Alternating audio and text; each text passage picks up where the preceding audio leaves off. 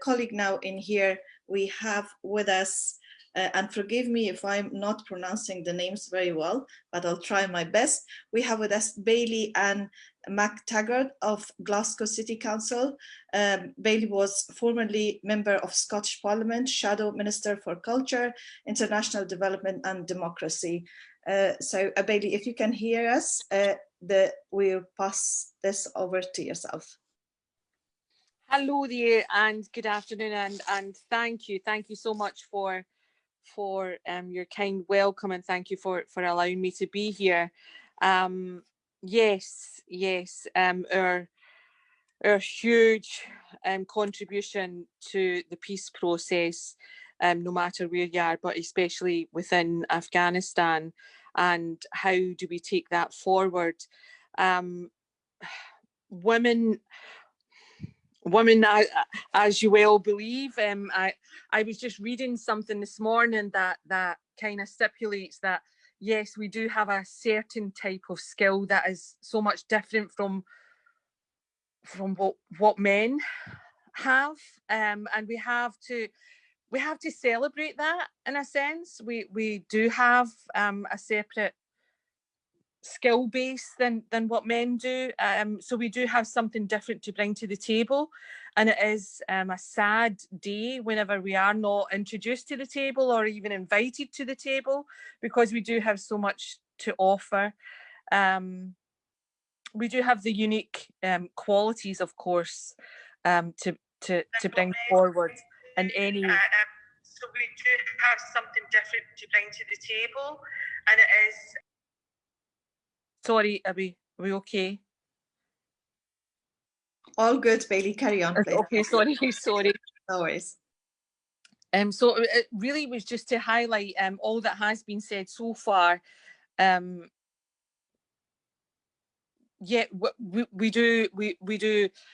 we are part of every society, and yes, we should be part of the negotiation of trying to bring societies together and trying to bring communities and families together.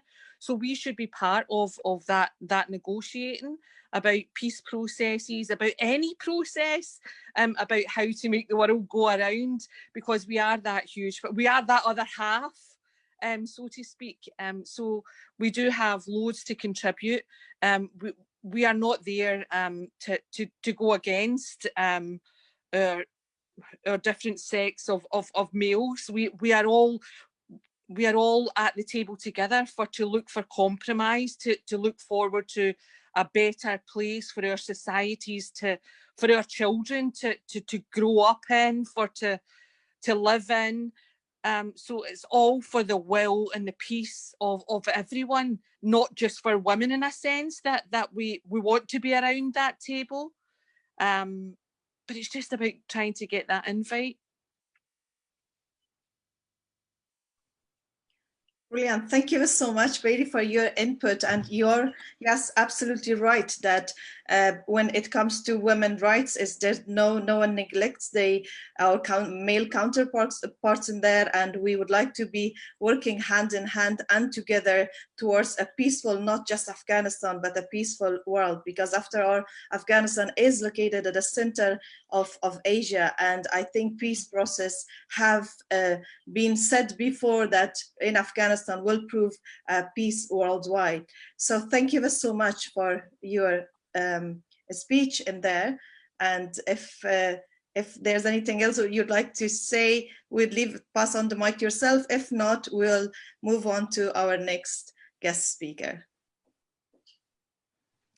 I will still stay within today's event and hopefully have some more input later on from conversations. Thank you.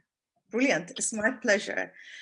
We'll now move to our lovely Ariana Said. For those of you who are new on this group, Ariana is one of our superstars, not just in Afghanistan, but now recognized globally. She has been awarded multiple times. I think it will be best if it comes from Ariana John herself. She is every teen's, shall I say, middle-aged or adult's favorite, and her songs have reached into our ears via social media, TV, and I think I personally have it all the time, Ariana John, when I drive. So it's wonderful, and my children love it. So we're really proud to have you here, Ariana John. Ariana John is not just a songwriter or singer or artist. She's also the voice of thousands of women out there in Afghanistan.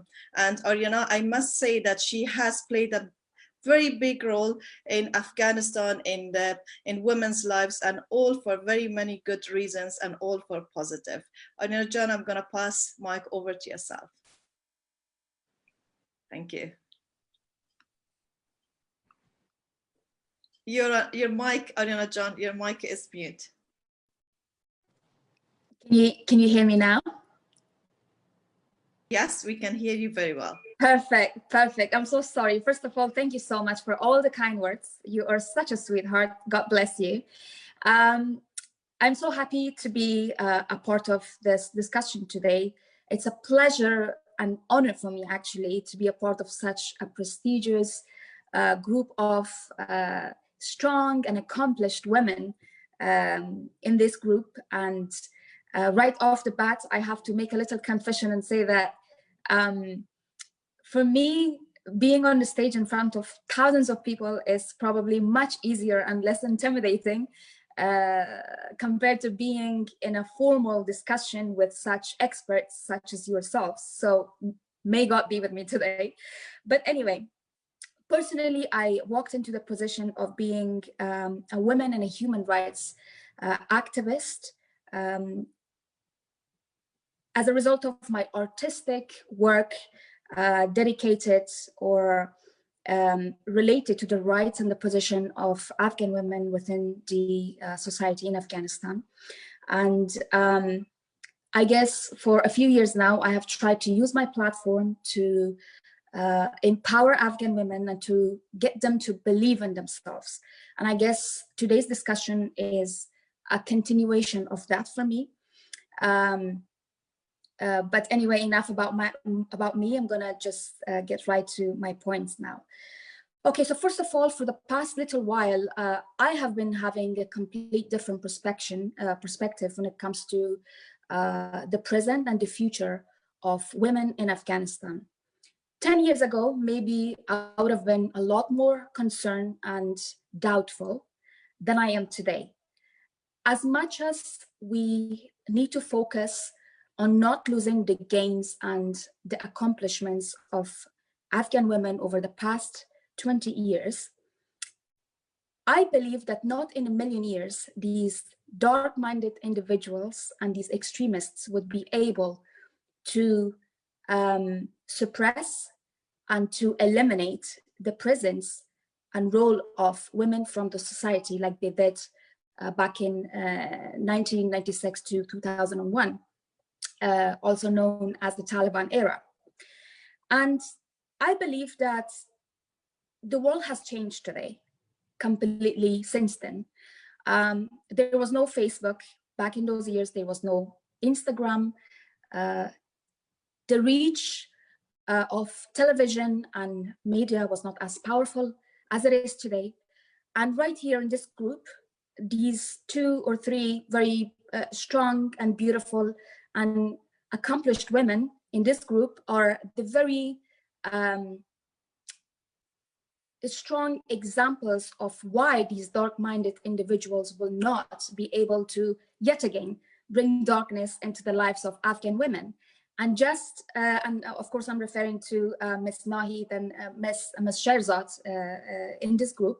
And just like them, we have thousands of other very strong, independent, educated, self-empowered, and beautiful women in our society in Afghanistan today. And to share a very different perspective, in a weird way, I believe that those dark years of Taliban was a blessing in disguise, and I will tell you why. While in the 50s and 60s and early 70s, the women in Afghanistan were a significant part of the society.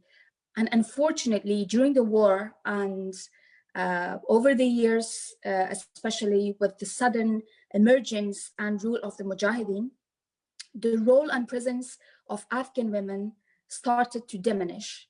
And then obviously it came to a climax when Taliban came to power. But then somehow it pretty much later on turned into a women revolution, the result of which we are seeing in the form of all these strong and accomplished women that we have in our society today. And don't get me wrong, I fully understand and I'm fully aware that these accomplishments and the progress that has been made, it has only mostly probably been made in the large cities of Afghanistan. But then again, we had to start, or we have to start somewhere, right? I believe we can start in the center and then expand outwards. My second point is, based on the perspective of general public, and I share the same, Taliban are not being very clear about their position in regards to the role of women in Afghanistan. And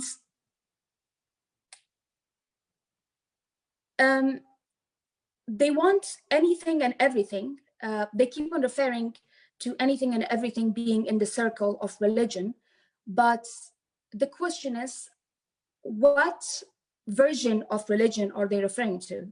Obviously, the version of Islam that they implemented and they enforced upon people back in 1996 to 2001 was obviously the most vicious and the most extreme version of Islam that has never been implemented and forced upon in any other part of the world.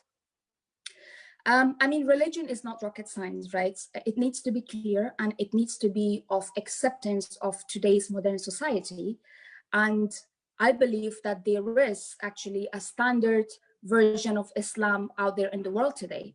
For example, if I bring up a country like Saudi Arabia, in Saudi Arabia, where Islam actually comes from, today women are allowed to work, they're allowed to study, they're allowed to drive, and they're allowed to be a part of the society. They even have female singers, and they have entertainment, and they have concerts going on. And to add a little bit of humor to our conversation here, where do you think belly dancers come from? Anyways, the main point is that these concerns shared by all the Afghan women and myself, of course, they're real, they are legit, and they're very serious. Taliban need to be 100% clear and precise when it comes to their position in regards to the role of women in the society. And my last and third point is, for me, I have a question here, like, what is the guarantee that Taliban will fulfill their promises and their commitments, even if a peace deal is reached? For that reason, I believe that now the role of the international community comes into play. And I hope that the international community does not forget about Afghanistan, especially the women of Afghanistan. And I hope that they have guidelines where the commitments of Taliban can clearly be enforced later on.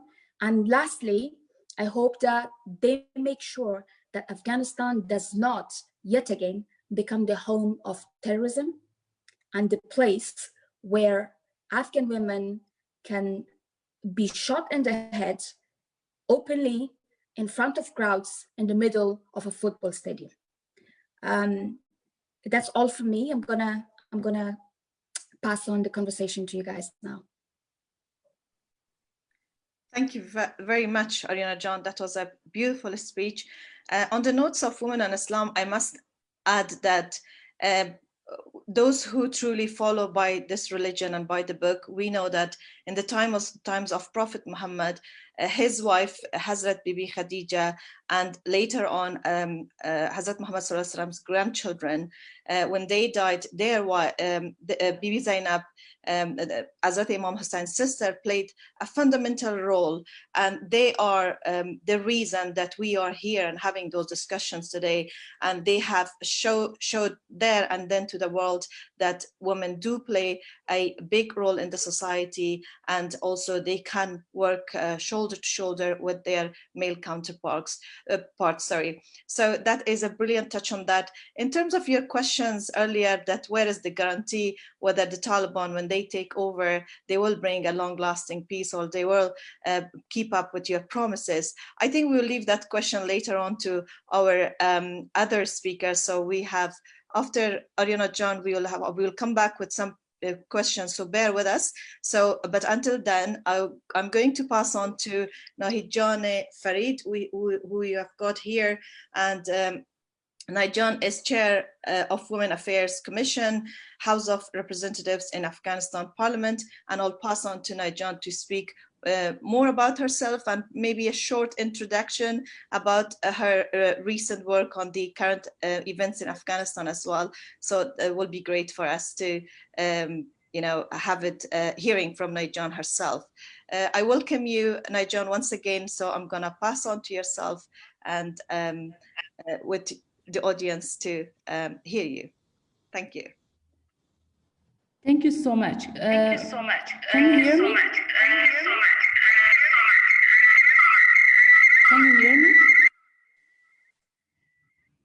Yes, we can hear you. There was a bit of an echo. That's hence my delay in the response. So if you could just start speaking again, we'll test it.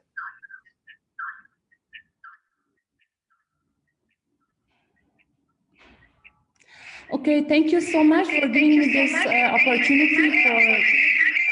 I also hear lots of echo. I cannot focus. Can I ask everyone to mute their mics, please, because there's an echo and very unpleasant echo. Thank you. So can you hear me now? Yes? Okay. Yes, we can hear you, John. Okay, thank you so much, Z, for giving me this opportunity to be part of this discussion. Thank you, Dr. Boris, for having this platform. And first of all, I want to have an introduction.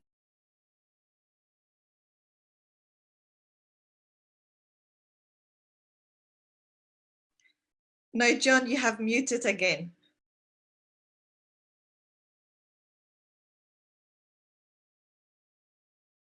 Your mic is on mute. Yeah, it's good now. Okay, thank you, everyone, for giving me the opportunity to talk. And it's a true pleasure for me to be part of this panel. First of all, I wanted to highlight the fact that women agenda in peace talk with Taliban is not just a feminine agenda that is only for women. It doesn't belong to women only. It belongs to everyone, as Shahrzad Jan mentioned earlier. The agenda belongs to every citizen of this country. Women write about the existence and characteristic and the face of the Afghanistan after peace talk. And imagine a country without women role in decision-making position in this geography that wouldn't be acceptable for every citizen of this country. Therefore, every citizen has to defend our achievements, not only women. And the second issue, imagine that we lose the freedom of speech, we lose the freedom of expression and media. Imagine we cannot have access to Facebook and other social platforms. We lose our freedom of holding conferences like this in Afghanistan. In ongoing peace talks, freedom of everyone is under threat. Let's move from a broader. All humans are going to lose their rights in Afghanistan if peace agreement with Taliban costs the freedom of expression and speech and media.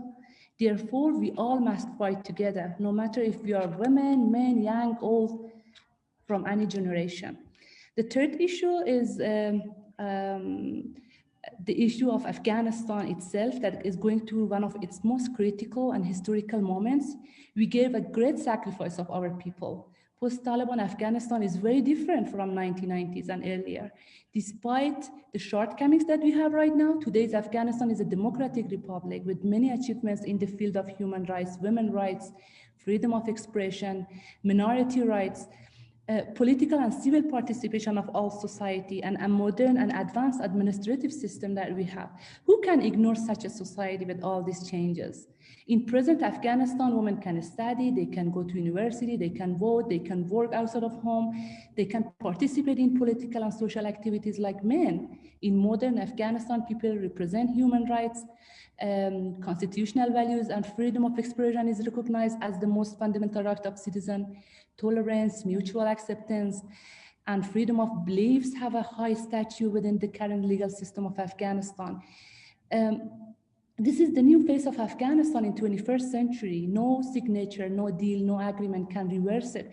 Maybe they can reverse it in temporarily era, but in reality, the real Afghanistan is there. No one can ignore the real Afghanistan.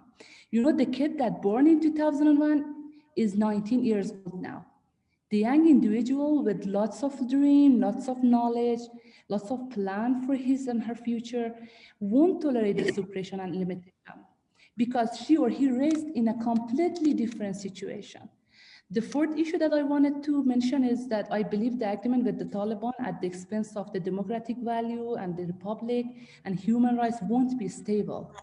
Outcome of peace with the Taliban shouldn't be a return of the mid-90s that we had in the history of Afghanistan, in a way that the human rights of the people are violated, women are imprisoned in their homes, the free will of people, especially women, in determining their political destiny is ignored, and the expression of the modern and advanced concept of Islam that promotes coexistence and pluralism, right, with all human beings will be suppressed. I think such system won't be stable and sustainable in Afghanistan. I also wanted to echo the issue of help of international community.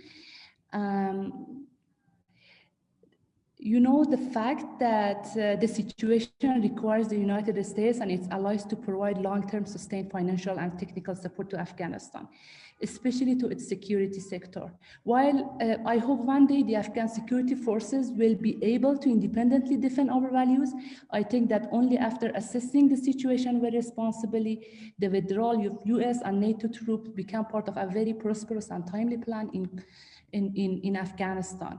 And I'm concerned that the hasty withdrawal of US and NATO forces could contribute to the growth of terrorism in the region and also to the world, leading to another bloody proxy war that we experienced already, taking more victims from Afghan people and leads to destabilize the region and also to the world. I also wanted to challenge Taliban that the kind of Islam that they believe is not just the real one, as already mentioned by Yuzi. No one can ignore the fact that Prophet Muhammad's wife was a businesswoman. No one can ignore the fact that women worked at the dawn of Islam under Prophet Muhammad ruling. They even participated in war. What kind of interpretation Taliban have? It's that they have no women in their negotiation team. This is completely against the reality in Islam. They had no women in their cabinet under their regime in 90s. This is completely against Islam and Islamic view regarding women. If Taliban believe in true Islam, they must have women in their negotiation team. They must have women as nominated to rule under their ruling, even if they want to become part of the political system in Afghanistan. And also, there is another issue that I wanted to highlight.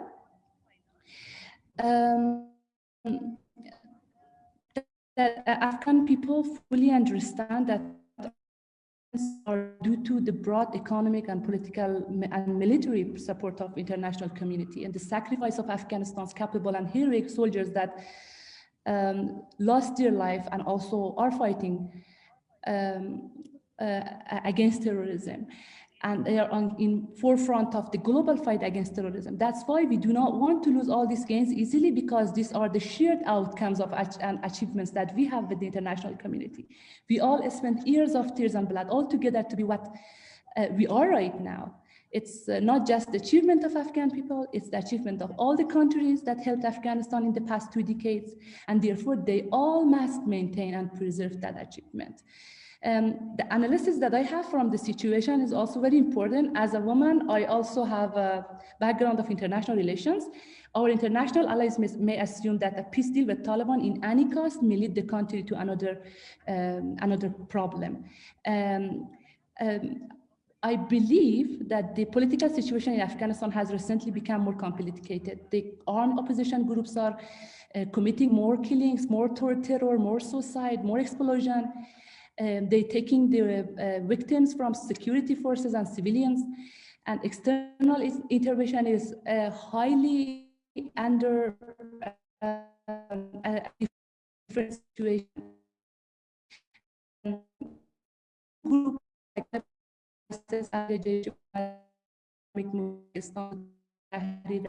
those another.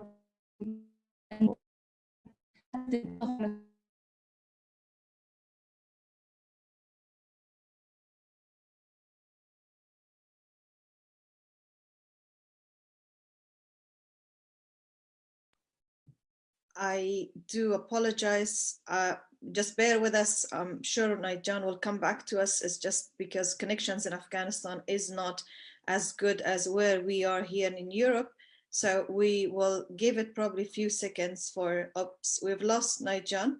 So I do apologize for that, but I'm sure we'll have her back soon.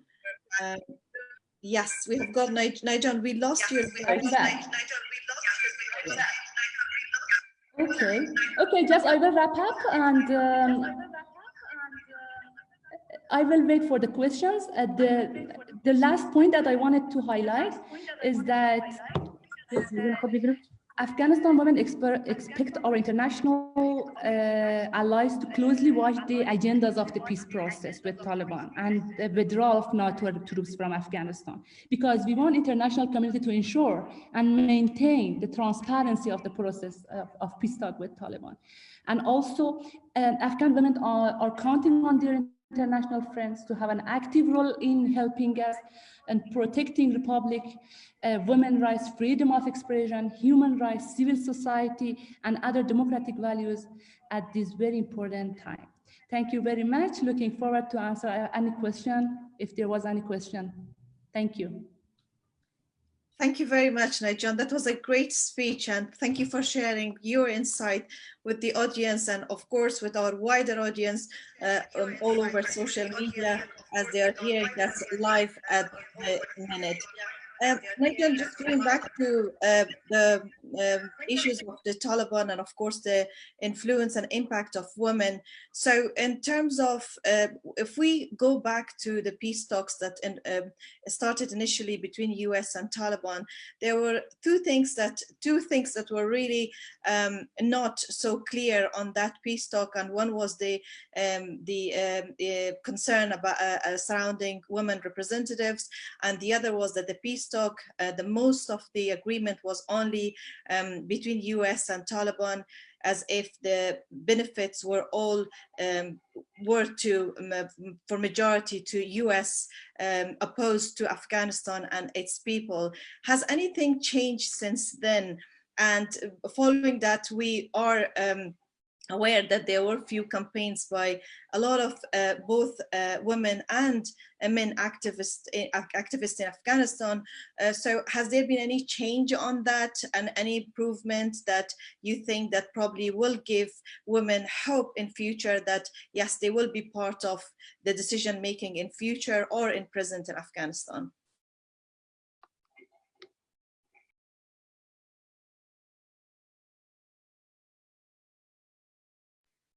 Nigel, have you got our voice?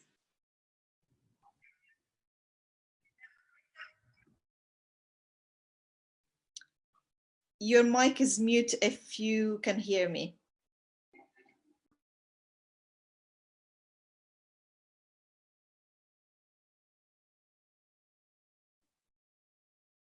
Hello, Nigel. Can you hear us? Are you with us?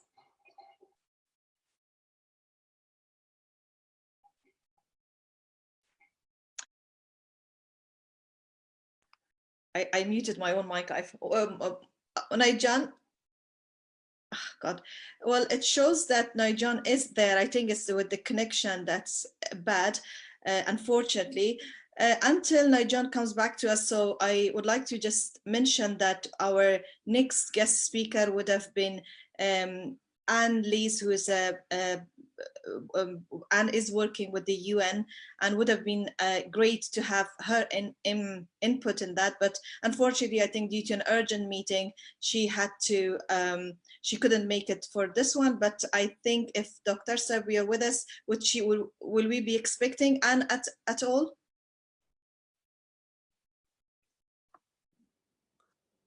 Thank you, Zainab John. Yeah, just she got an urgent meeting. Maybe she is joining us later. We will wait. We still have few speakers. We will wait for her. Hopefully she's coming. If not, we will let the other panelists know.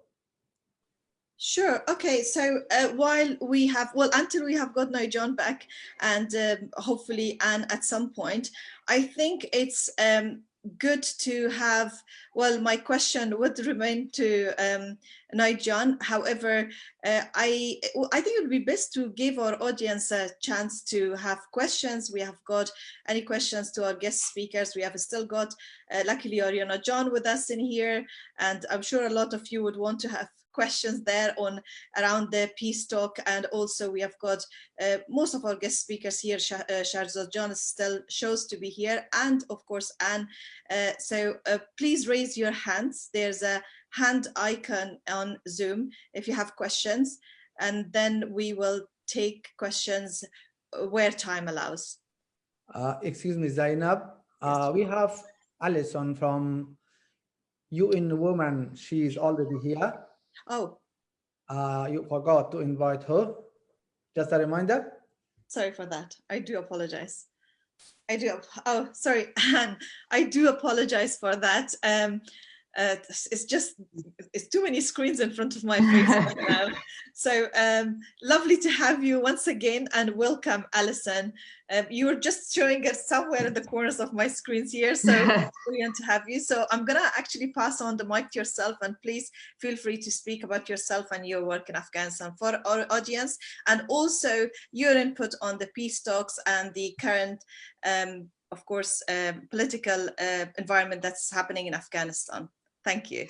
Great, thank you. Thank you so much. It's really an honor to be on this panel and to hear from the speakers. My name is Alison Davidian, and I'm the Deputy Representative for UN Women here in Afghanistan. And I just have 3 points to make in relation to women's rights in the peace process. A lot of it is echoing what's been said before by the speakers. The first is to say that there are 3 peace and development processes that are happening right now in Afghanistan that are really critical. Yes, there's the peace process, but there's also Afghanistan is developing its development framework for the next 5 years. And next month, there's going to be a pledging conference where the international donor community and the government develop a way forward for Afghanistan's development.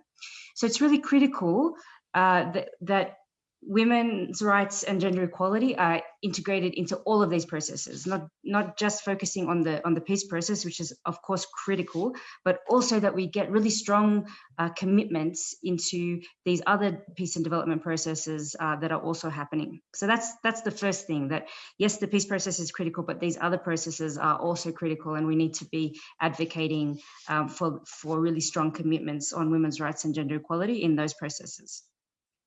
The second thing I wanted to say is that there's a real opportunity now with the peace process in Afghanistan to make it transformative when it comes to women's rights. Across the world, when you look at peace processes, most of the agreements say nothing or very, very little in relation to women. So there's an opportunity now that this peace process for Afghanistan can be transformative and have women's rights at its core. Over the last couple of months, when I've been going into meetings with the international community, a lot of development partners ask me, what is UN Women's Plan B? What is UN Women's Plan B if the Taliban has partial or full control of the government? What are you going to do? This is a question that shouldn't just be for UN Women. It's a question for everyone, Because the truth is that the outcome of this process is going to have implications for peace, for development, for security, for human rights, for everyone. And the truth is that there is no plan B. There's no plan B for the communities that we serve, for communities across Afghanistan, if there is watered down language in relation to human rights. There's no plan B for Afghan women if there's no language there on women's rights and human rights. So that's important to recognize.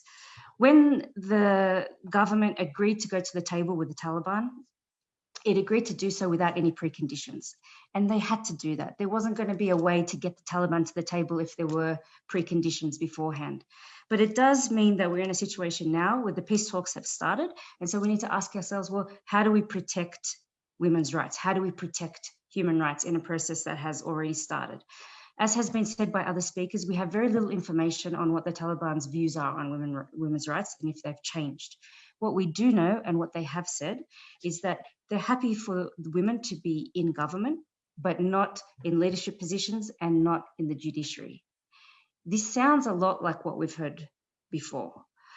And it does put the government of the Islamic Republic of Afghanistan, the negotiating team, the international community, and the UN in a difficult position, because we need to think about what we are willing to stand behind as the outcome of a peace process. What will be the red lines? Finally, in terms of strategies going forward, and this has been mentioned by Chairperson Akbar, there are only 4 women in the negotiating team, 4 out of 21, and there are no women in the Taliban side. There is massive pressure on these 4 women to protect 2 decades worth of rights and even what was achieved before the Taliban came into power. It's too much pressure. And the reality is that if in this peace agreement, women's rights are watered down or negotiated away, it will be these 4 women that are held responsible. There's so much pressure on them. And so what we need to do as the international community, and we're doing a few things. One is to make sure that all of the members of the negotiating team feel responsible for gender equality and women's rights, that we can provide them with the technical support that they need to be able to advocate for gender sensitive provisions when they discuss different topics relevant to the peace process, ceasefires, transitional justice, disarmament, reintegration. All of these processes have gender elements. So we're working to do that. And most importantly, and this has also been raised by our other speakers, is to make sure that there is really strong women's civil society engagement. So UN Women is working with other UN entities and partners to make sure that we're convening platforms for women's civil society to be able to share their priorities and elevate those priorities and make sure that they're being heard and fed right into the negotiating process. So that's all from me. Thank you so much. It's my pleasure, Alison. Thank you very much for the talk. Alison, as you have been as a representative of United Nations and of course working on or representing on behalf of women in Afghanistan, so where is United Nations position in this following the concerns surrounding Taliban? And I know you touched on that, but probably will be great for our audience to know that where exactly is United Nations position, and given that you already mentioned the ministerial conference that's ahead of us in November, how will you be representing the Afghans and as Afghan women, and of course and again I say the male counterparts who are supporting this? Where will your position be, and how will you be the voice of those women whose voice are unheard? Yeah, it's a great question, and the UN doesn't have a formal role in the talks. It's the intra-Afghan talks, which is, as it should be, it's critical. But we as the UN are providing technical support to the negotiating teams to make sure that they have the information they need to be able to advocate for gender sensitive provisions and making sure that women's rights are integrated and are being heard and part of the process. But a big part of what UN Women specifically is doing is working with the mission here to make sure that women's civil society is able to input into the negotiations and being able to be heard. That's really critical. Next month, the UN UNAMA, which is the mission here, is also co-hosting this conference, this donor pledging conference with the international community and the government to map out a way forward for Afghanistan's development. Critical to that will be integrating women's rights into that process. So as much as the UN is supporting the peace process, we're also trying to support the government to integrate very strong language on women's rights and gender into the other processes as well. It's a lot of different things, a lot of different processes, a lot of different activities happening to make sure that women's rights and gender equality are forefront. Brilliant. Thank you very much. I am pleased to say we have got Naijan back with us. Naijan, if you can hear me, would you like me to repeat the questions that I said, if I could remember all of it, or would you like to answer if you have heard the question?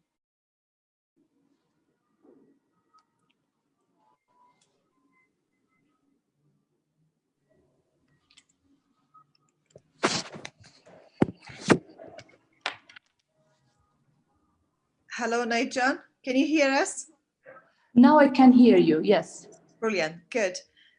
So I'm going to repeat the question, and the question was going back, I said, to the peace talks, initial peace talks between Taliban and US, where the two major points that were not touched on or covered in those talks, one was the role of women in Afghanistan, and the other was that the peace talks were mainly more in the advantage of the US opposed to Afghanistan.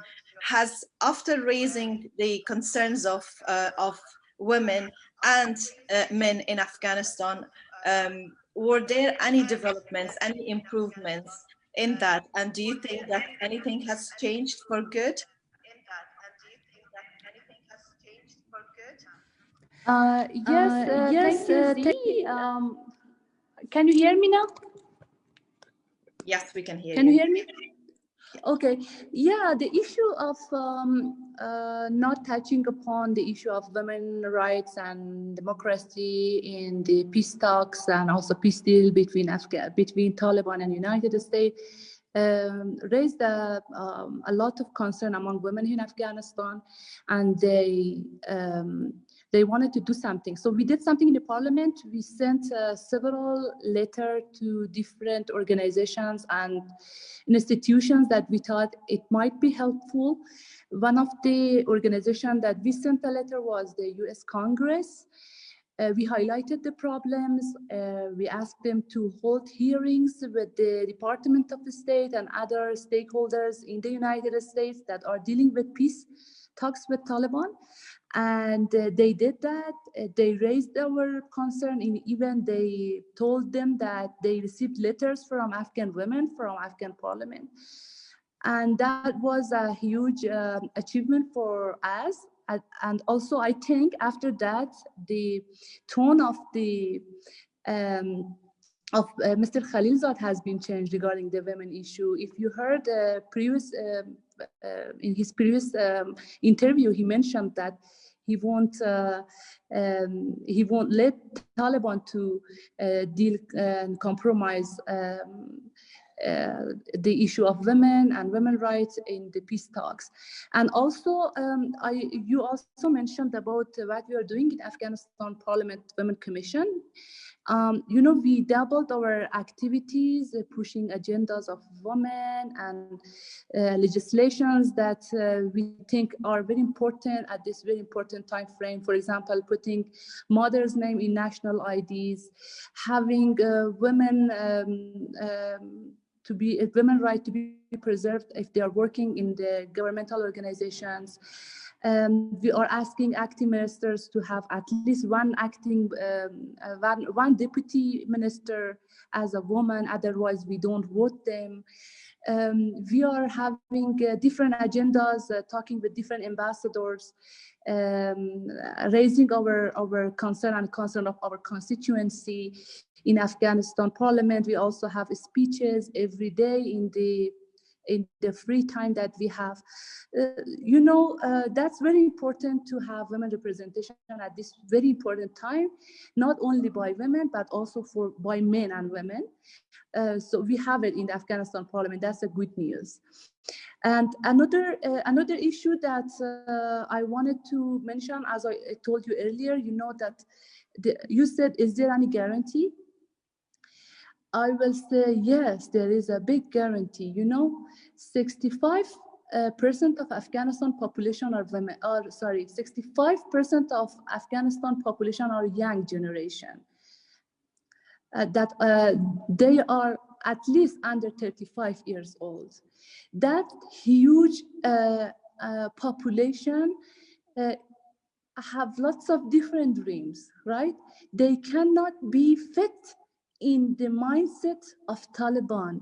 Maybe they will fit temporarily, but they won't be part of a long-term plan for suppression and limitation, and even limitation of human rights and freedom of expression and freedom of media.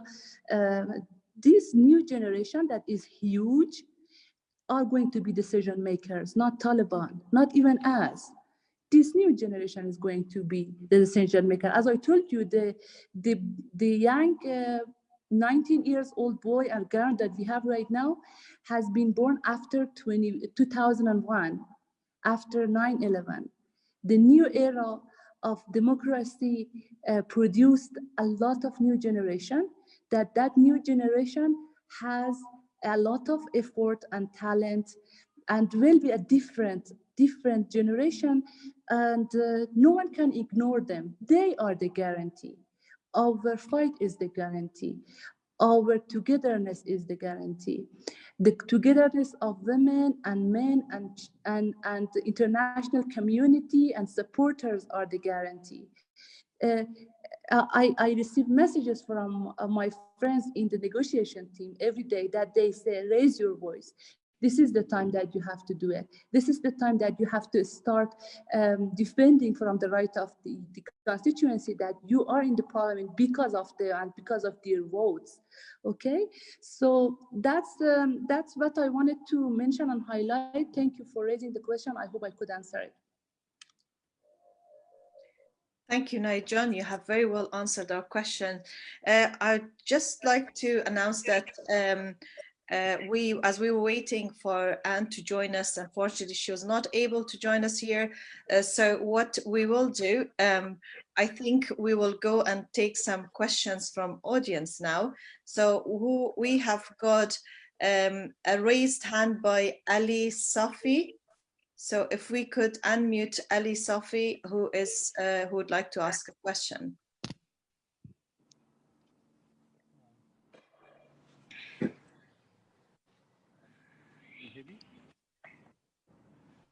Hello, can you hear me? Hi there, yes, we can hear you. Okay, great. Thank you. Thank you for this wonderful discussion. My question actually is to Ariana Said.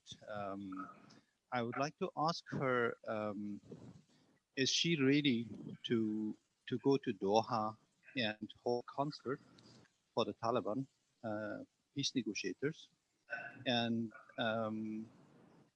basically impress them by her beautiful songs, her beautiful performances? Is she ready to do that? Thank you. Thank you, Elisa. We'll go over to Ariana John to answer the question. You can hear me, right? Yes, we can hear you, Ariana. Awesome. I have to say that was a very funny question.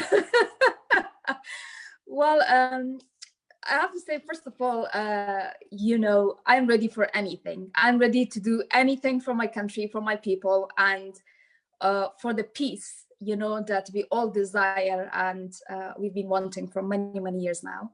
And yes, I'm absolutely ready to go to Doha, and if they allow me to go there, and I'm ready to have a face-to-face conversation with them, and I will give them my reasons and I will listen to them.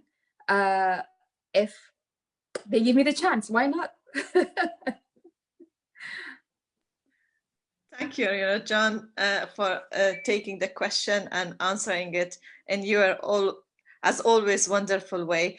Can I just, before taking the next question, ask that please make sure your question is in the context of peace talk from our guest speakers. And also once you have asked your question. Oh, I do apologize. I think I was just talking, yes, with my mic off. I'm going to repeat that. I was thanking Ariana John for answering the question with, as I said, like as always, with her wonderful ways of taking questions and answering them. And before taking the next question, can I ask our audience to please stick with the title of today, which is Peace Talk. And also once you have ask your questions, please do mute your mics. Thank you. So we're going to take the next question from, who do we have? Abdul Wajid Yaqubi. Can we unmute Abdul Wajid, please? Or Abdul Wajid, sorry for my mispronunciation. It's okay. My question goes to Ms. Nahid Farid. There is a question, something like there was actually discussion about this. Finding common ground on the rule of Islam is the most deceived task for the peace talk between the government and the Taliban. What do you think about this? The Taliban is deceiving the Afghan government, the Afghan people, and they are talking, they have peace with the American troops and also with the US government, but they don't want peace, and they are fighting with the Afghan government, Afghan troops and everything. Is it something like the most deceived task between the peace talk? Thank you for the question. I'm gonna, Nigel, can you hear us? Have you got your voice, ours?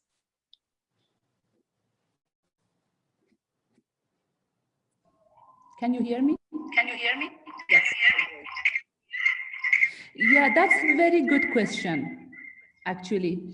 You know, at the very beginning, we raised an issue that if Taliban wants to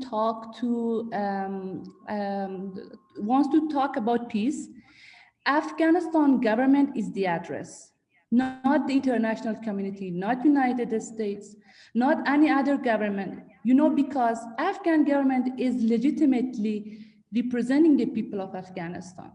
When we are having another stakeholders and players in the region or internationally to talk about the peace in Afghanistan, it won't be stable.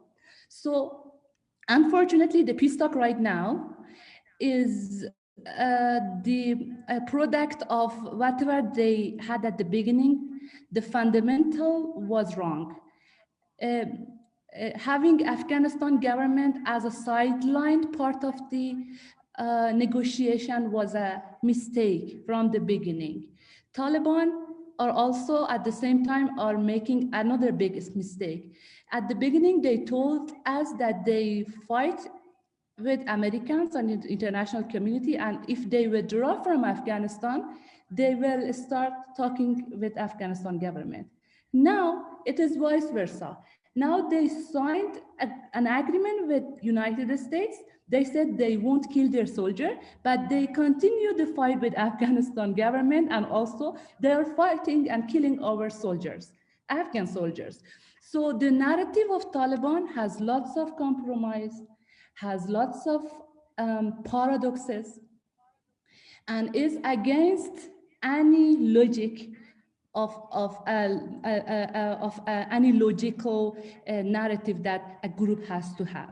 Okay, what we have to do, standing next to our government, I'm a critic of this government, but at this very important time, I'm with them saying that this government is representing the people. This government has to be the address to be part of the signing of any agreement. Also, we have to do another thing, which is very important. We have to support our negotiation team. we shouldn't continue saying that this group is weak, because this group is what we have right now. And we have to support them, we have to give them idea, we have to give them confidence, and let them know that they are representing our values. That's very important at this very important time frame. I hope I could answer your question. Thank you very much, Naijan. That was a very brilliant question, which I'm sure a lot of audience would have wanted to hear, and you have hopefully you have satisfied our friend in there with answering the questions. I'm going to take the next question from our audience here, Amal Akbari, who has been raising his hand a few times. So Amal John, if you could unmute your mic and feel free to ask your questions from our guest speakers. Thank you. Yeah, thank you very much for the chance. It's very pleasure to see a strong group of women here in a very critical situation where the peace talks are continuously going on in Doha. My question is, the US government already signed a deal with the Taliban where there has two parts, confidential agreement and non-confidential agreement, where both chapter is now hidden somewhere.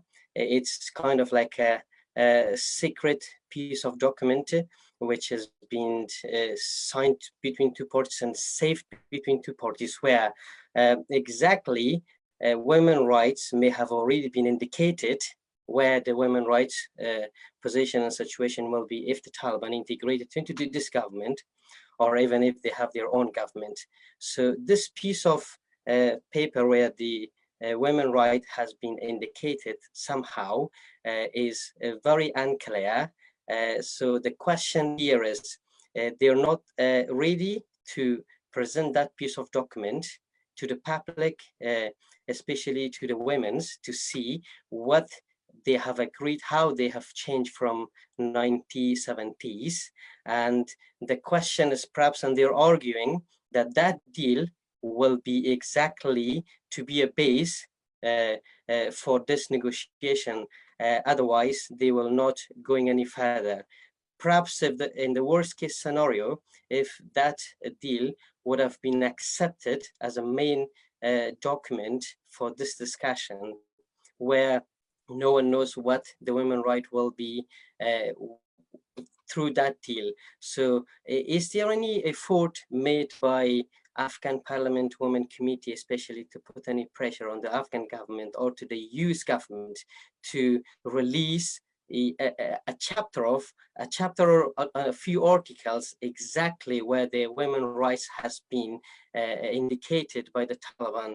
Has the women community in the parliament by Naijan Farid and the colleagues from there have put in any pressure on Mr. Khalilzad or the US government or the Afghan government or the colleagues where Fawzi Kufi and other colleagues who have been actively talking there? Have they asked anything exactly if the, or in the worst case scenario, if that will be accepted as a main deal, what will be the scenario? It's to Naijan Farid. Thank you very much, Akbari Saib. I'm gonna pass on this to Naijan, and also will be great to have an input from Alison, who is at forefronts of Afghanistan, of course, working in between. So it will be great to have an input from Alison here as well. Over to you, Naijan.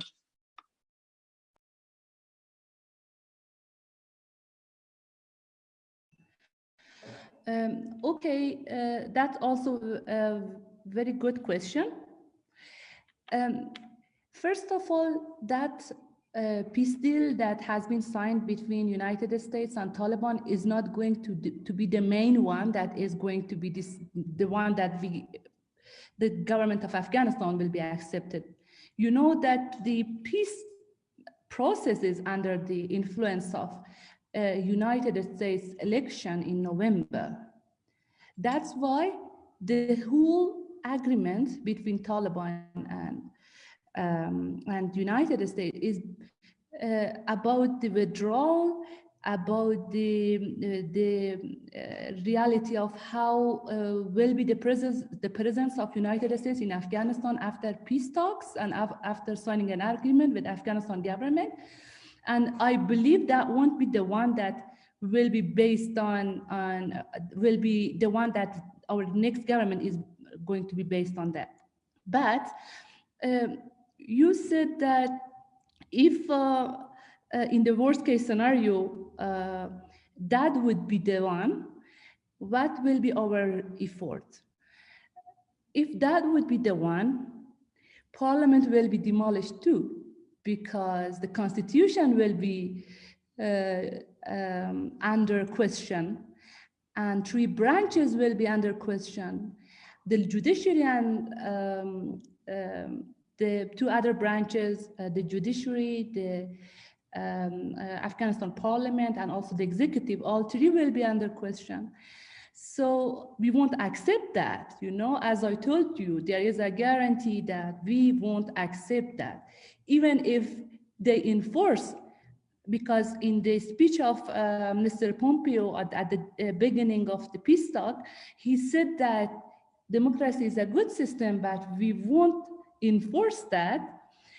We will tell them that democracy is a good system, and we won't let anyone to enforce that we don't have that democracy system and that republic. So we are here to fight. This is the time that we have to fight. We are asking our people to echo whatever we are saying in defending the republic, in defending the values that we have, and that's a very important part of the peace talk, because they are also hearing us, because they want to see the reaction of people while they are putting different agendas of women and human rights and freedom of expression, freedom of media, freedom of access to information, and other freedoms that has been granted in Afghanistan Constitution. Thank you, Naijan, and I'm going to pass this now over to Alison for her input on behalf of United Nations. Thank you very much. It's a great question. So I think what we need to be fighting for, regardless of what has been decided between the US and the Taliban, is to make sure that we have really strong commitments and don't put all of the eggs in the peace process basket. Yes, it's critical, of course, but as mentioned, there are other processes that are happening right now that will inform the future of Afghanistan for the next 2 to 5 years. The development framework, the peace and development framework, and also the mutual accountability framework that will be developed between the international community and the government.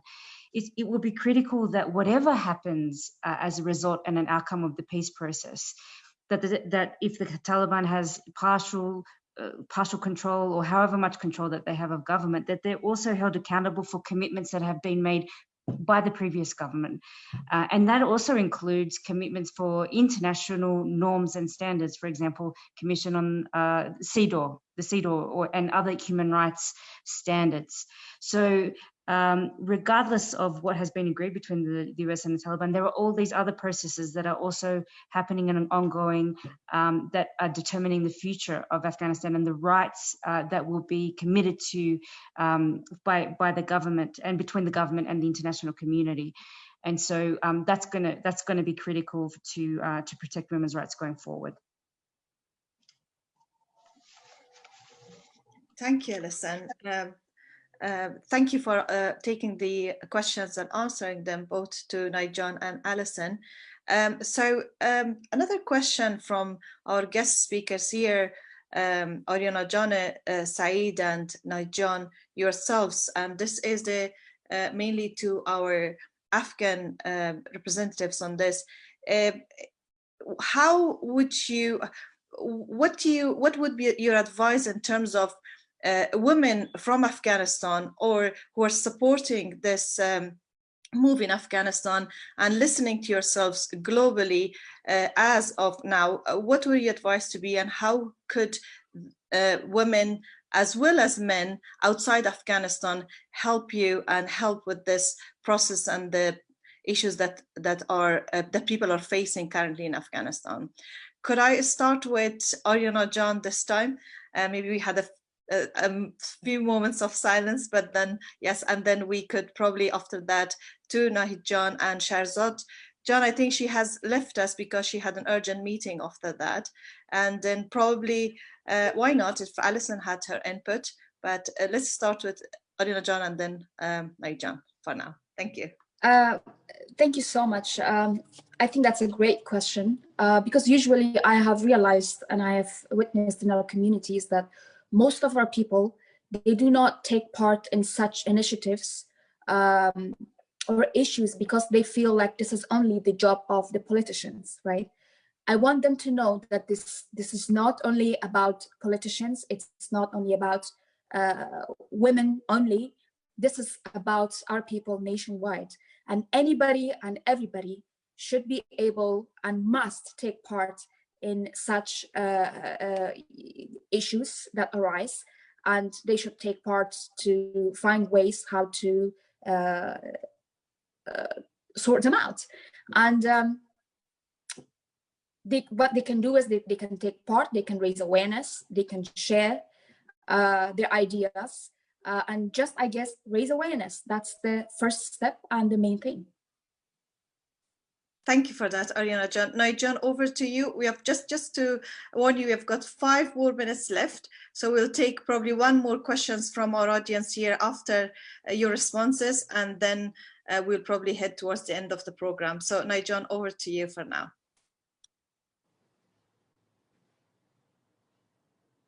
Your mic is mute, Naijan.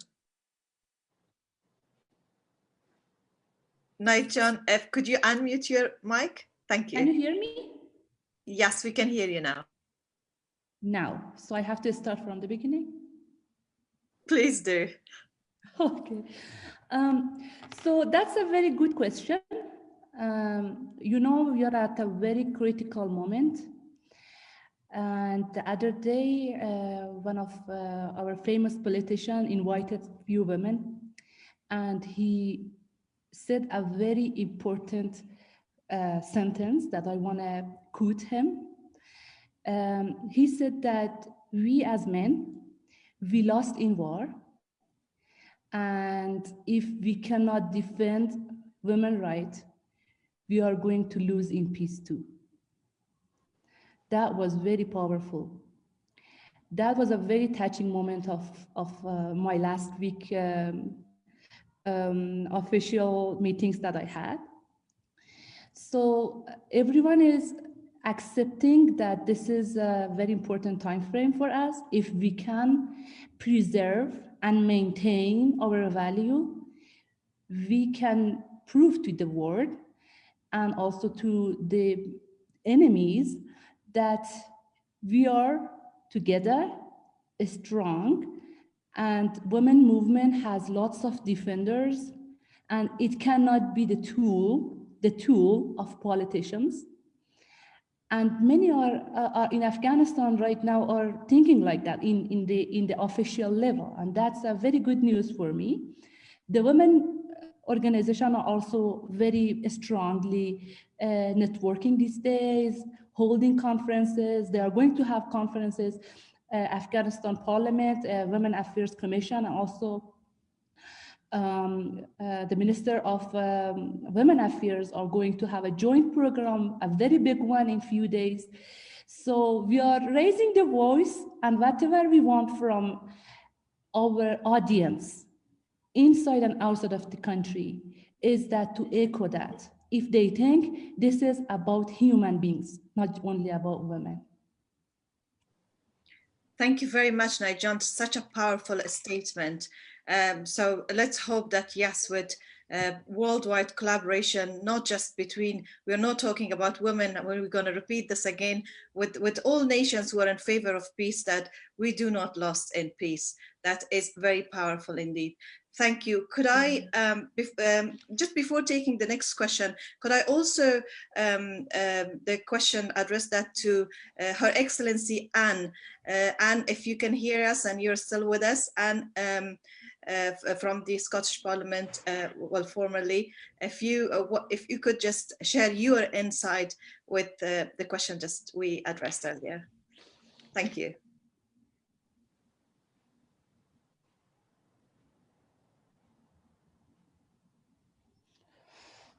Sorry. I was just busy trying to unmute there. Sorry.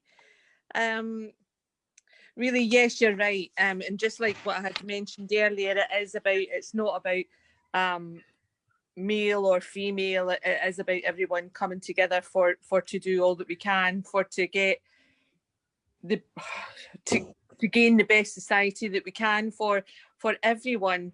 To enable us to do that, we all have to work together and we all have to be around that table. But one of my questions to the panel was, do they see any way forward that in Scotland and the UK, do you see any way that we can assist or support any more than what we do over here? I am aware that in Scotland, well, very much so in Scotland, we have some very good women leaders who hold the fort here, and we are able to work together and try and bring forward to government.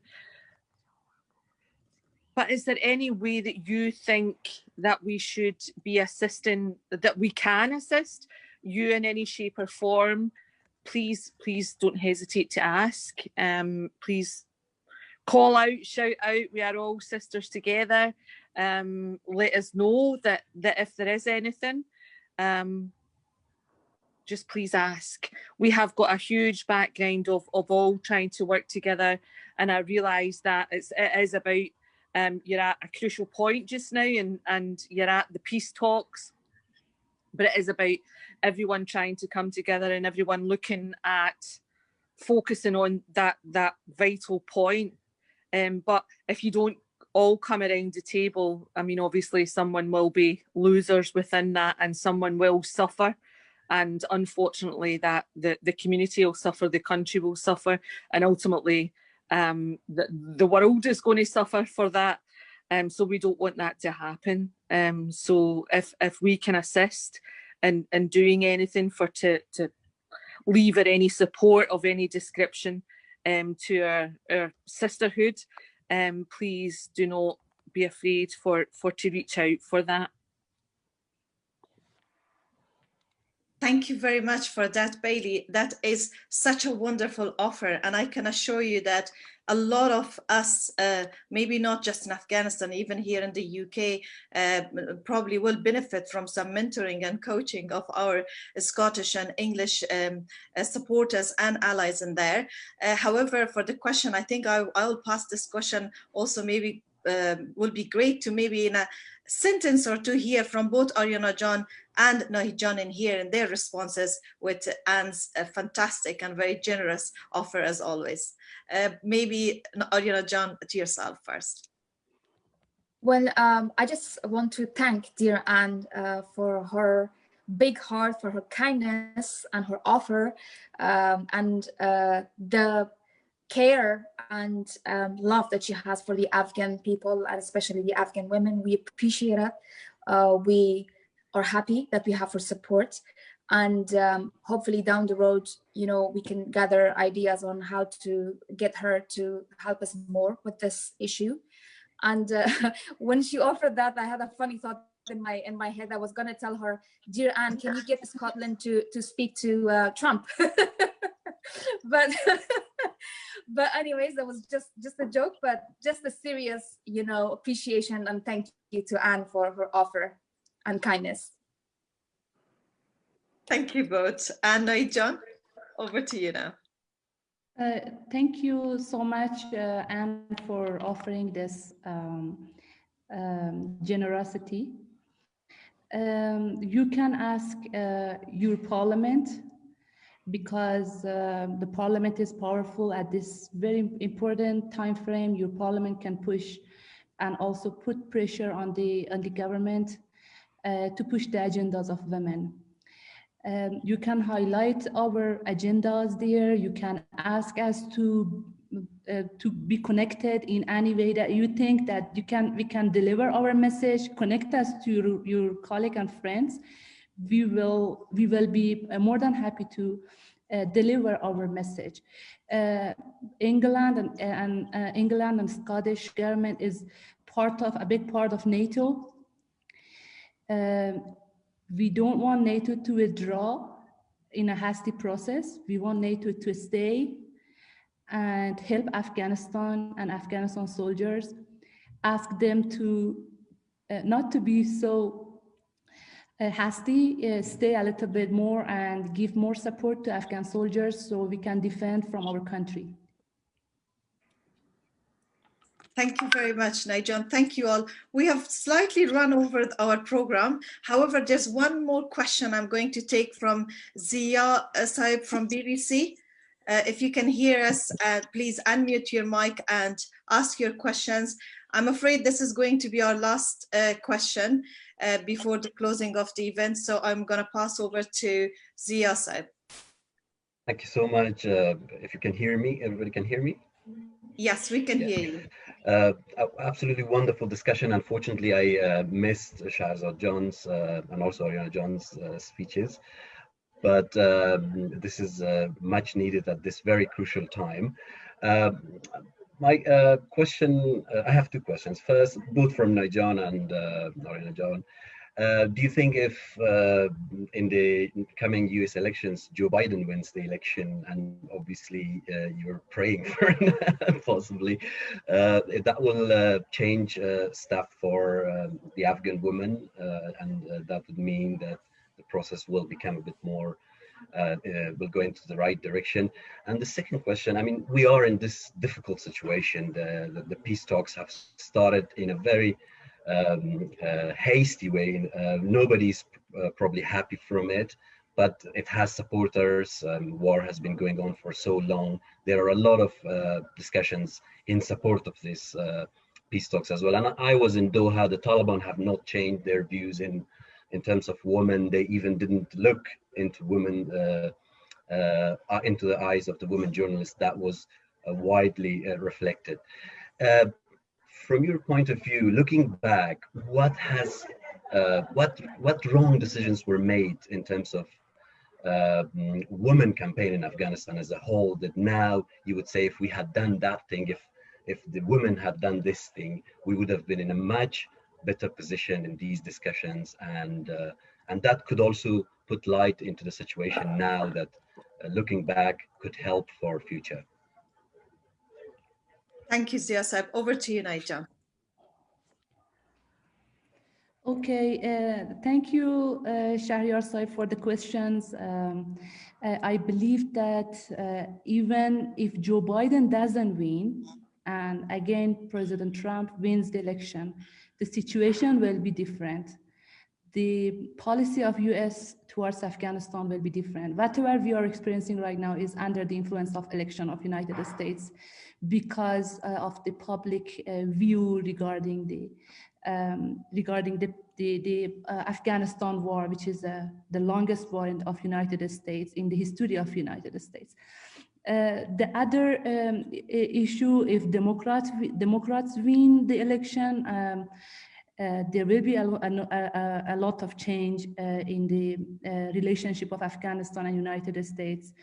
Right now, because I'm a member of parliament, I know that at least $4 billion of our national budget is covered by United States. And that's mostly because of the security situation that they have. The money goes to the security sector.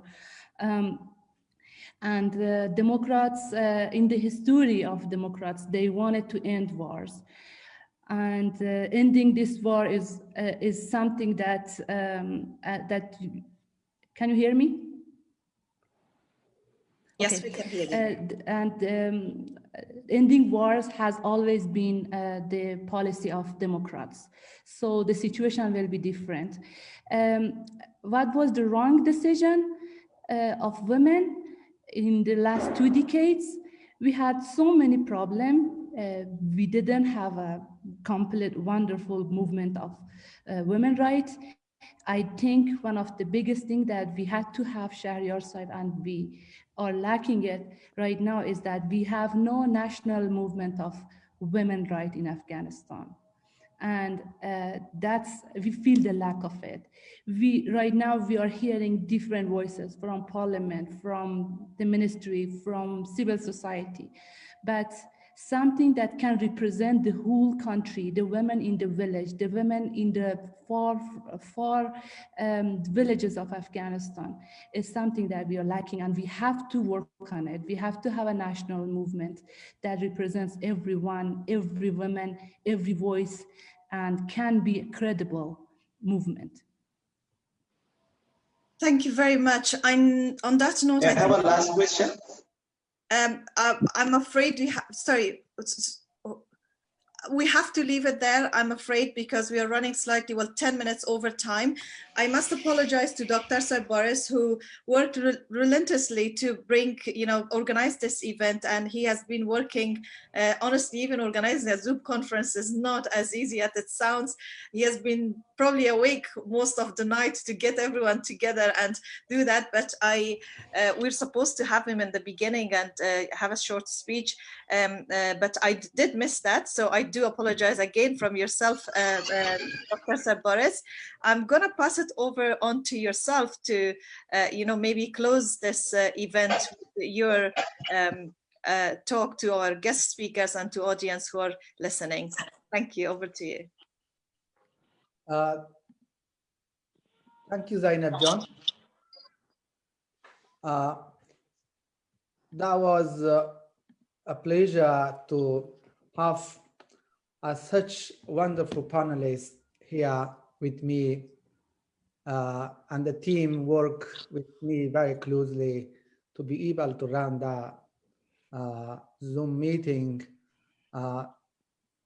Just I want to see a couple of thank you, because we already are over the time. I want to thank you, the panelist, Shahzad Akbar, the chairman of Afghanistan Independent Human Rights Commission. I know Shahzad left a message for me because she had a little baby. She left a bit earlier. She apologized for that. I want to thank you for the aunt from the Glasgow City Council and formerly a MP from the Scottish Government. Thank you for joining us, and that was very wonderful time to have you here. And I want to thank you to the Ariana John Said. Ariana John Said is a wonderful artist and come to us and join to us. That was a wonderful time to have her in the board. And at the same time, I want to take the opportunity to say thank you to my mutual friend, Jawad Karimi and Hasib John, to be very helpful to bring Ariana with me here. And I want to say a huge thank you to Nahid Farid, the youngest and active MP from Afghanistan. He joined us, and at the same time, I want to take the opportunity to say thank you to my friend, Dr. Muradian, to help me to find Nahid Jan. And at the same time, I want to mention the analysis that my friend and the Oxford MP just sent me a message. She is the shadow minister of the British government. She had a very urgent meeting. I was waiting if she come back, if she finished earlier. Unfortunately, in that time we missed her. She apologized for every panelist. And I also say thank you for the Alison from the Deputy Country Director of UN Women join us very last minute, and she had a very big part of the meeting. And at the same time, I want to give the time to thank you, my wife, my daughter Nadia and Fatima. They helped me a lot to organize that meeting. And also a special thank to the team, Zainab John, the host. And also I want to say thank you, the co-hosts. You're not seeing them here, which is Abdul Bastani, Basit Aryan Far, and Zahir Aryai. And I also thank you all other friends around the world to give me good advice to run that meeting. And also thank you for the partner media, which is Hasti TV, Nauruz Radio in Herat, Khabaran TV, and Kabul and Kunduz. There is Baran and Shabnam TV and Takhar and Faizabad. And I also say thank you the very generous offer of Ariana John, Nahid John, and Afghan Institute of Strategic. At the same time, they are sharing the program. We have thousands people looking through the social media, the program. Thank you so much for every single one be participating in the program. I think we've been in the right time to finish the program. Thank you again. See you next time. Have a good time. Thank you for having us. Thank you, Dr. Said Boris. Thank you very much once again. And I must say our very heartfelt gratitude to all the audience who are listening to us right now live. And on the message of let's not lose on peace, as Naijan said earlier, every single one of you, women and men, can play a fundamental, regardless of how much, but a very fundamental part in bringing a long-lasting peace in Afghanistan. So please do support each other. The wide world peace starts with social peace. Let's be peaceful amongst ourselves and then elaborate on that. Thank you to all of you in here. As Boris Saab said, I'm echoing every message that he just said earlier. Lovely and a pleasure having you all. Thank you. Bye-bye. Thank you. Bye. Bye.